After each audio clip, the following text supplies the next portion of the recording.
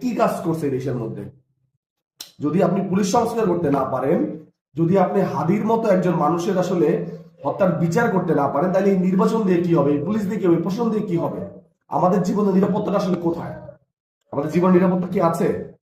এই যে মহিউদ্দিন রনি, কালকে ছেলেটাকে মারাত্মক পেটানো হয়েছে 4-5 হাজার, ঠিক যেভাবে হচ্ছে আহ আমরা দেখতে পাচ্ছি আর্মি বা 2-4 মাস আগের একটা ঘটনায় বিপি নূরকে পল্টনে পিটানো হয়েছিল, সেইভাবে 4 দিক থেকে ঘিরে ধরে পিটানো হয়েছিল। একই কায়দায় পুলিশ এখানেও পিটাচ্ছে। হচ্ছে এটাকে পুলিশ সংস্কারটা আসলে, পুলিশ সংস্কার বলতে আসলে আমরা কি বুঝি?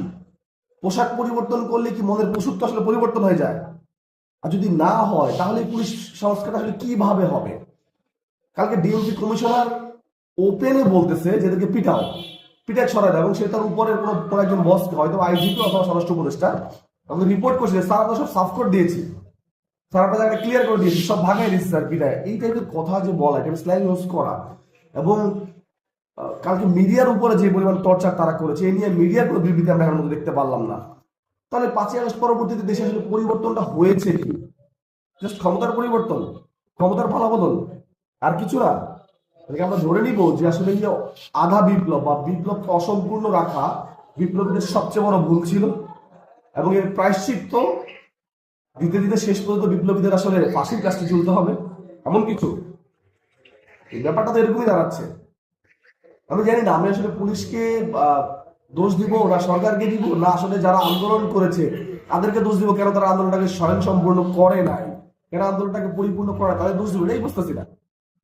কালকে এক্স্যাক্টলি আমার মনে পড়ে জুলাইয়ের আন্দোলনের সময় নীলক্ষেত মোড়ে যে সিচুয়েশনে পড়ছিল, আমরা দুই পাশে থেকে আমাদের পুলিশ ঘিরে ফেলছিল এবং সাউন্ড গ্রেড মারছিল, টিয়ার গ্যাসের অবস্থায় আমি রাস্তায় লুটে পড়ছিলাম, আমার অবস্থার মধ্যে ছিলাম। কালকেও সেম অবস্থা, কোনো ধরনের উস্কানি নাই, কোনো ধরনের কিচ্ছু নাই, জাস্ট 2-3 দিক থেকে আসে তারা হামলা শুরু করে দিল। হ্যাঁ, আমরা বলতেছিলাম আন্দোলনকারীরা উত্তেজিত হয় না, হ্যাঁ উত্তেজিত হয়েছে, কিন্তু কথা হচ্ছে আন্দোলনকারীরা উত্তেজিত হয়েছে, তাদেরকে ঠান্ডা করতে হবে। তারা তো অযৌক্তিক কিছু করে নাই, তারা তো আপনাদের গুলি ছড়ে নাই। সংস্কারটা আসলে কোথায়? এই পুলিশ সংস্কারটা আসলে কে করবে? এটা কি আদৌ সংস্কার হবে? এই কোশ্চেনটা আসলে জাতির সামনে থাকলো।